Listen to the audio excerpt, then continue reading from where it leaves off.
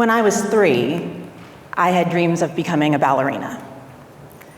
But by 13, 2 stainless steel rods got stapled to my spine, and scoliosis stole my dance career long before anyone even knew who Misty Copeland was. But that was my dream first, just to be clear. Right? So what do you do with a dream deferred? I get a bachelor's from NYU. I do it in 3 years. I start climbing the corporate ladder. I have 2 investment properties by the time I'm 25. I get a master's, 2 kids, a husband. By 30, I'm the director of training and operations at a very visible education company in New York City. And I'm growing so fast and performing so well, they don't know what to do with me. And that's why I get Michelle. Michelle is the reason why one Friday morning, I'm in early. I'm in there at 6 a.m.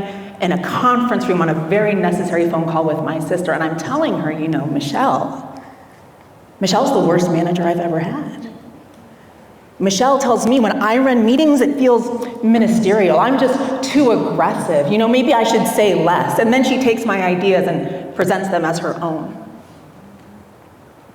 No, I'm not gonna make it through the year. And I tell my sister, maybe I can make it 7 weeks. I could do 7 weeks, because 7 weeks is when they pay out bonuses, and they owe me my bonus. Because you see, that year I got reviewed by the COO, and he gave me a perfect performance review, exceeding all expectations. He told me there's nothing else I could have done for the team, or the department, or the organization, so I'm gonna make it 7 weeks. And I get off the phone and I go on about my day, and then, Michelle being Michelle, she calls a meeting at 6 p.m. on a Friday. So I'm in a conference room with Michelle, and she's looking at me, and I can tell she's just itching. And she looks me in the eye, and she leans in, and she says, I heard you. I heard you talking about me.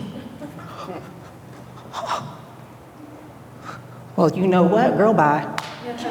I don't like you, you don't like me, the world keeps turning, and we have work to do. I'm not spending my weekend thinking about Michelle.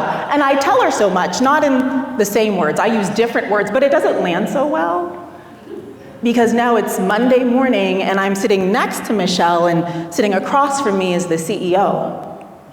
And she tells me, you should be lucky you get to work with Michelle. Michelle is the best educator in the country, and you know what? You should be humbled.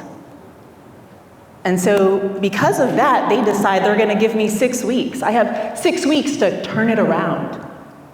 And in those 6 weeks, they put me on a PIP. They retroactively change my performance review. They strip me of all of my direct reports, and now people can't even look me in the eye in meetings. And they don't know that in the same 6 weeks, I start working in the atrium across the street. I turn my side hustle into an LLC, and 6 weeks to the day, on a Monday morning when they do fire me, I'm on the evening flight to San Francisco because I gotta do a workshop for Facebook in the morning. And it's one of 48 speaking engagements I do that year. In 2016, I got pushed out of a job that abused my gifts and called it leadership, and I started my business. Not because I didn't want to, because I did want to, but the timing of it, that part, was divine, and I call moments like that a divine interruption. It's the only thing that explains it. There are things that you know aren't right. There are spaces that you're in that don't feel good to you, but for whatever reason, you contort yourself to fit someone else's idea of good and right and professional and worthy, and you tell yourself you're surviving. You tell yourself it's okay. It's a Jedi mind trick to think that choosing conformity is something you benefit from. And some of us, we can get so used to that ick and that discomfort and living in a state of dis-ease for so long that it starts to be I just live here now. So much so that you forget where your boundaries are, and you go blurry at the edges, and you just can't seem to come into focus. You just go numb.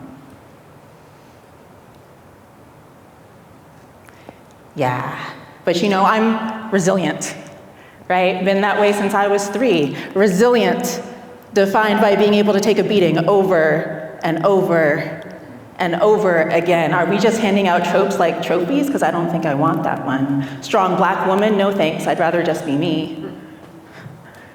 You know, words are funny, right? Up can be down and left can be right, and if you lie to yourself long enough, shit starts to taste like chocolate. But you know, I'm resilient.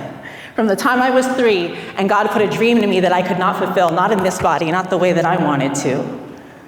But the thing I know now that I didn't know then is that my era of corporate climbing and grind and hustle and overachieving and proving and being a type A workaholic personality, that was not the antithesis of me stepping into my calling. It was just phase 1.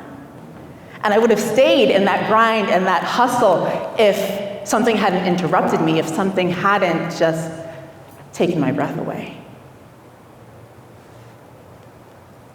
There are things you know that aren't right for you, spaces you're in that don't feel good. There are times when you go left and your calling is telling you to go right, but you're just so focused in your tunnel vision, there's no way you're gonna change course unless something takes your breath away.